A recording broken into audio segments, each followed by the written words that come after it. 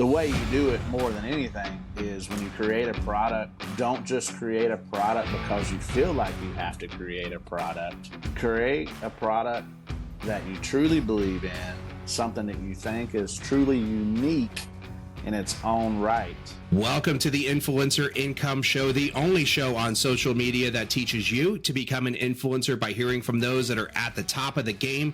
I'm your host, Danny Dobrzenski, known around the internet as Cooking in the Yard, and I'm really excited for our guest today, Mr. Mike Starr from Blazing Star Barbecue. We're going to hear all sorts of things about being a content creator and running a business and how the two intertwine. Mike, thank you so much for being with us today. I really, really appreciate it. Danny, I appreciate the opportunity and looking forward to it, man. Absolutely. I think we're going to have some great conversation here today, and there's a lot of stuff that we can cover. Let's dive in. So if you would first just tell us who you are, about you, and how Blazing Star Barbecue came to be. All right. Yeah, my name is Mike Starr, owner, operator of Blazing Star Barbecue. I'm a 21-year Air Force veteran. I traveled all over the world, experienced a lot of unique cultures, tasted a lot of unique food. And as I say, I'm bringing my unique flavors from my world travels to your backyard. That's kind of Blazing Star in general, but how we got started. Yes, I did do a lot of experimenting all my life on different flavors that I learned and got to taste, and was kind of always looking for that same taste or that same profile when I would come home. I always wanted something different, something unique, and just loved playing around with food. I was a Food Network guy, a sports guy. That's pretty much all I ever watched. Always been behind the grill. When I was in the military, every time there was a squadron party or a function or whatever, I was the guy on the grill. I learned early on two things. A, I enjoyed getting people's expressions when they tried my food, but I also learned that if you were the guy on the grill, you got all the BS stuff, so you didn't have to do any because you were the guy on the grill and they wanted to take care of you. Fast forward to 2020, pre-COVID, I'd helped one of our friends open up multiple restaurants in Las Vegas, and they reached out to me. A lot of the stuff that I was doing for them before was setting up security cameras, create their websites, their social medias, their Yelp accounts, all that stuff, and get them set up so they could have a successful launch with their business, right? They reached out to me again, said, hey, we got another restaurant we want to open up.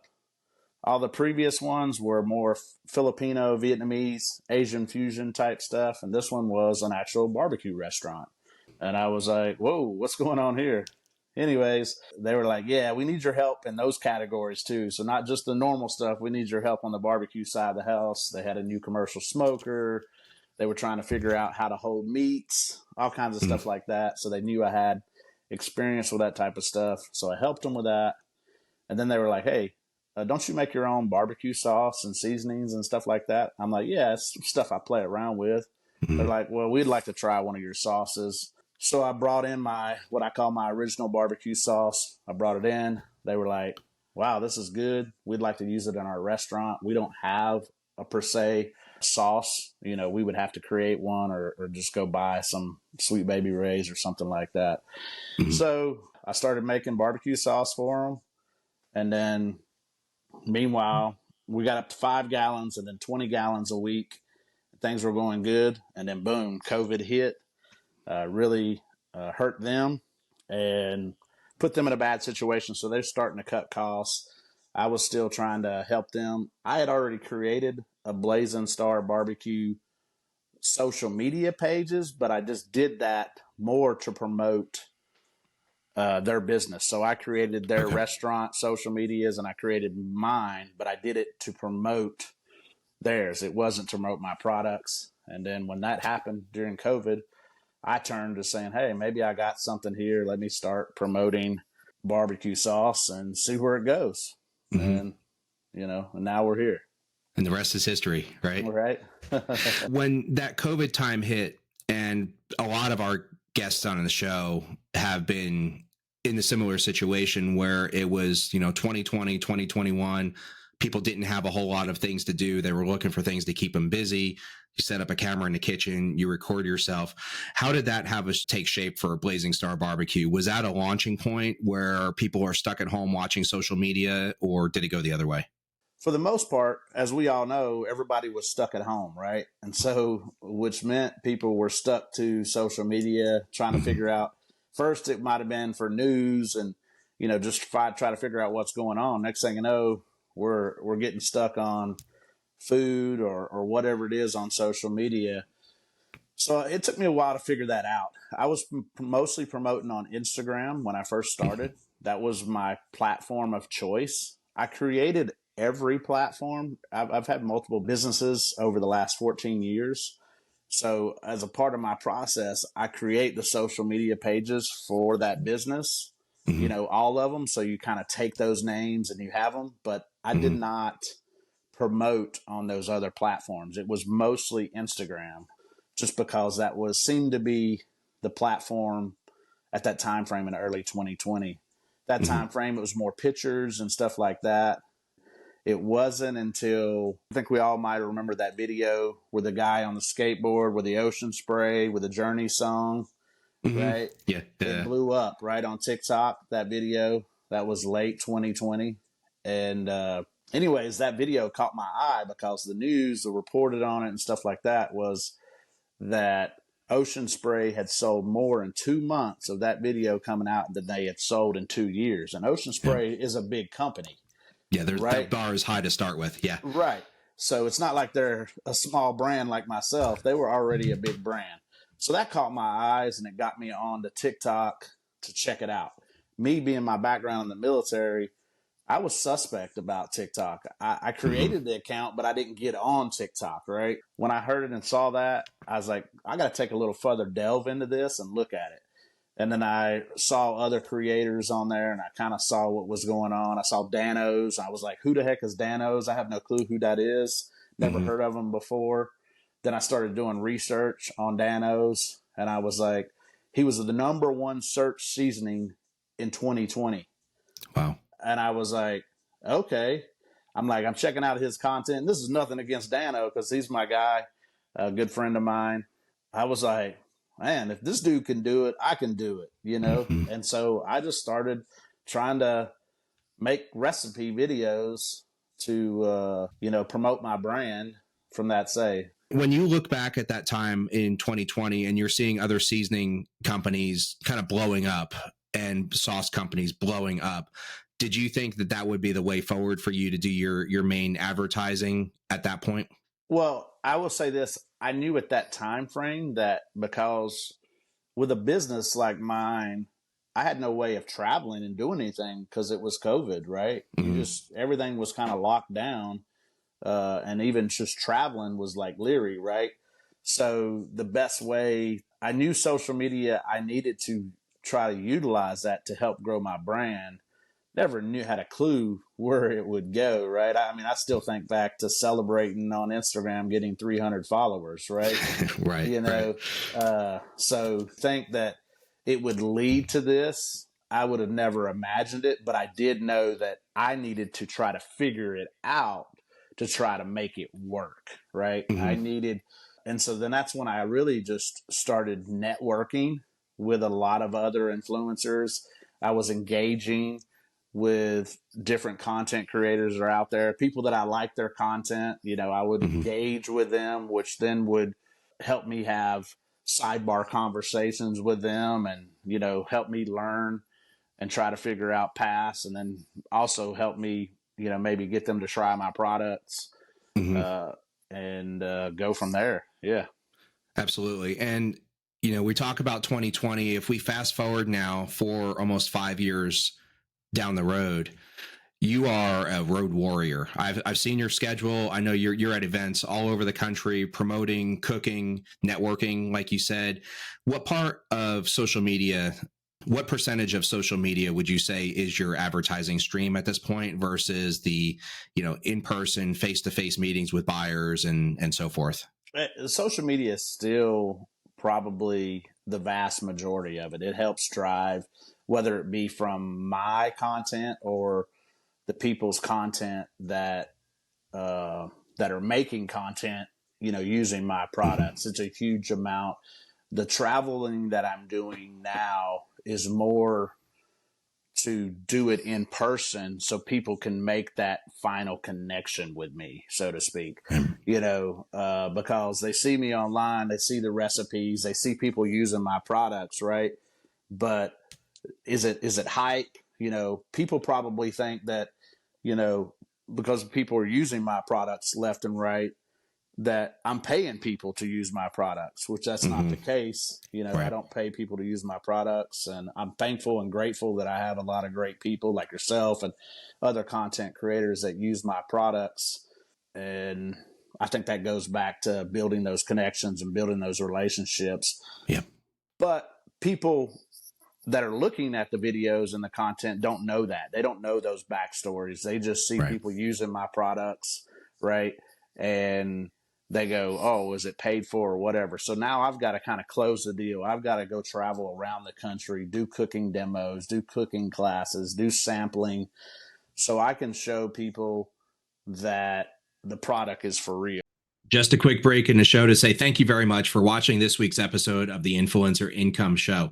While we're here, please take a second to hit the like button, subscribe to the channel if you haven't already, and hit the bell to be notified whenever a new show comes out so you don't miss anything. If you're up for it, I'd love to see a comment from you telling me what you think of the show or any questions you've got for your favorite creators.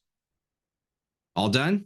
Awesome. Thank you very much. Enjoy the rest of the show. It's not just something that has got a huge marketing, budget behind it that's going to push it to the top.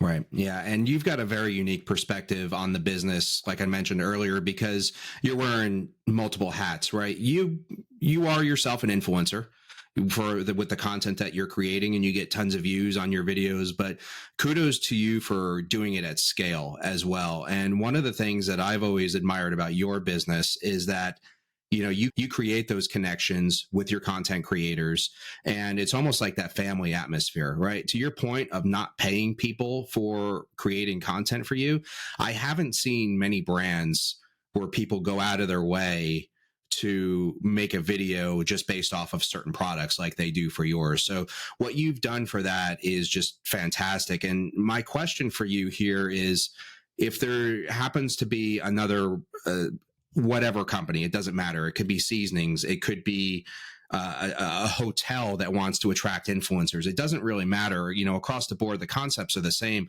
What advice would you give to people as far as attracting content creators and influencers at a high level? Because you have people that with millions and millions of followers that are going out of their way to use your product and show it off. What advice would you give them on how to attract those people and how to retain them and keep them engaged in using your product? Yeah, great question.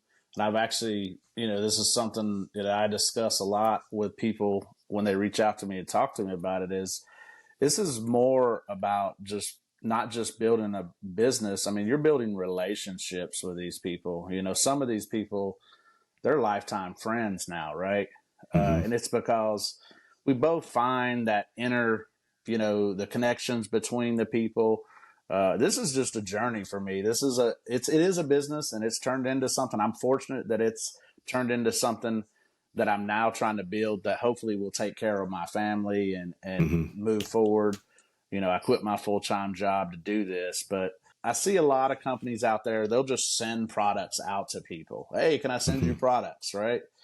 Well, there's no connection there, right? Yeah. There's no connections at all. So like for me, I spend time looking, supporting them, having conversations and stuff like that before I even think about like, hey, I got some products. You want to try them or whatever? I tell you what, a lot of times what ends up happening is those people end up buying the products, before I even get an opportunity to offer to send products, because that's not my goal. Hey, I want to learn. I want to connect. With every one of them, every customer that uses my products, I engage with them. I share them out. I repost to my stories and highlight them, which I think really helps. Everybody that comments on my posts, good or bad, they get a response, right, from me. And I think that goes a long ways, because if another company, an influencer or or someone on social media is using my products and somebody else's products and they're tagging both of us, but I'm the only one that's engaging or responding, right? Yeah. Then guess what? They're more likely to come back and use my product. I mean, at the end of the day, the product has to deliver, right? They have to enjoy it. They have to like it. But if they can feel like, hey, this guy is supporting me, but this other guy or gal is not supporting me, they're more than likely to hit that purchase button again with me, you know? Yeah, I agree with that. And it's probably simple to say that there's tons of great products that are out there. When people are on social media and they're getting interaction with the owner of the company and they know who you are and what you're about and the blood, sweat, and tears that you're putting into this to grow this business, not for the followers or for the likes, but to do something great for your family, that goes a long, long way. And it doesn't matter whether you've got a small following or whether you've got a big following. When you get that level of attention from somebody on the other end that is literally blending this stuff and coming up with it based on your past, right? That means a lot. And it means a lot to influencers as well. So kudos to you for really going out of your way and spending the time to do that. And, you know, my next question here for you, with you wearing as many hats as you do and you being on the road as much as you do, how are you intentional about kind of shutting off the professional life and being able to have that time with your family and just focus on them instead of, you know, doing this business 24 hours a day, which I would imagine would be pretty easy to do if, you know, you didn't have any other commitments or personal obligations, right? How do you go about dividing up your time with the family? It's definitely tough. I mean, it's a hard path to juggle, especially before I quit my job, my full-time job. When I had my full-time job, it was just difficult, 10 hours a day, you know, and then trying to get in content and then try to figure out things for the business and then try to take a trip with the family.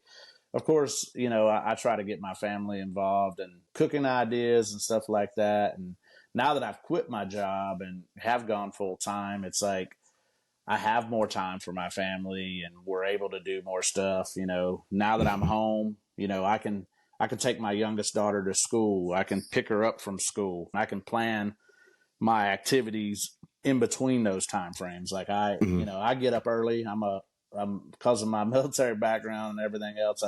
I get up at like 4 or 5 o'clock in the morning. So I'm able to get up, have coffee, take care of shipping and stuff like that before my wife and daughter even get up. So then I'm able to give them the attention they need before my wife goes to work or before I take my daughter to school. And then I try to plan my cooks and stuff like that around that. And then that way, whenever they get home, they got food, you know, from my cooking videos and stuff like that. And then we can kind of relax. Of course, I stay attached to the phone because I got to stay on top of all the comments and posts and stuff like that. But we do a good job, a lot better job now that this is my full-time job. And this is something that's come up as a recurring theme amongst other episodes. And if this is your first time listening to the Influencer Income Show, go back and listen to some of the other episodes because you will hear this as a recurring theme of the structure in your day is really, really important so that not only you know what's coming next, but also those around you, right? My wife and kids know that I'm recording at a certain time on a certain day. So my wife plans activities for the kids around that and that sort of thing. And it makes things more predictable and it gives you kind of that roadmap of where you're going in the day. And I think that's really important for anybody, whether you're working a full-time job doing this or not, that to have that structure, to be able to know always where you're going next, to be at the operate at the highest level of efficiency possible to get the most done within the 24 hours that we have. And that's, Mike just gave us some fantastic advice there. And Mike, if we switch gears a little bit now, again, you've got this unique perspective of being an influencer, running a brand, doing cooking demos on the road all the time. There comes a point in food influencers time when they hit a certain amount of following and they say, okay, I've got a good audience built up. I've got some loyal people that, you know, would probably follow me to the ends of the earth at this point. And they start thinking about what's next? How do I monetize additional products, that sort of thing? And a lot of times that comes down to okay, I'm going to create a seasoning or a sauce company, because every cooking creator has their batch of seasonings that they play with all the time, where it's seemingly very simple to walk over to their shelf and pick up the bottle that they mixed up last week and say, okay, this is it. I'm going to sell this. It's oftentimes not that easy, as we've all heard and learned, many times over. What advice would you give to that hypothetical influencer that's got maybe 200,000 followers and a good audience, let's say, about starting a seasoning company or rubs, based on your experience? If you were in that position, knowing what you know now, what would you tell yourself? Yeah, so it is tough, and I see it all the time. It's such a flooded market, right? It is. Matter of fact, I had a meeting with someone from Walmart recently, and in part of this program that Walmart has, one of the things they mentioned in it was the seasoning and sauce world is the most flooded market in the grocery section, right? And rightfully so. You see it popping up left and right, whether it become from restaurants or from, the influencers and everything else. But the way you do it more than anything is, when you create a product, don't just create a product because you feel like you have to create a product. Create a product that you truly believe in, something that you think is truly unique in its own right? Because here's the thing. If you just come out with a basic seasoning that has your name on it, is it going to sell initially? Yep, it's going to. It's going to definitely sell initially because of your influence that you have, right? The social media followings that you have, your loyal followers are going to buy it and support you. But if that seasoning or sauce is basic to the point that it's something they already can get for $5, right? Why are they going to pay $12, $15 for you? They're okay with supporting because they believe in you and they want to help you. But at the end of the day, are they going to continue to re-buy after that initial buy? I would say less and less would happen. You've got to also start putting your focus now towards that. So then you have to start weighing, like, am I going to become, someone that's going to start promoting my own products or continue to promote other people's products? Because this is what I found. Me being a brand, other brands don't look at me as an influencer. They look at me as a brand. So even though I'm a content creator and I do have a lot of influence from my following, brands look at me now as a brand and not as an influencer, right? Okay. So I don't get the deals like other influencers do or content creators do because I'm constantly promoting my products. Now, fortunately for me, I've had brands that realize that my brand has influence, meaning people that use Blazing Star Barbecue, 90% of them probably use Jealous Devil charcoal. People that use Blazing Star Barbecue probably use W sauce. People that use, Blazing Star Barbecue probably use Melinda's sauces, right? And so on. So as time grows, you have to figure out and balance between being a brand and being an influencer, right?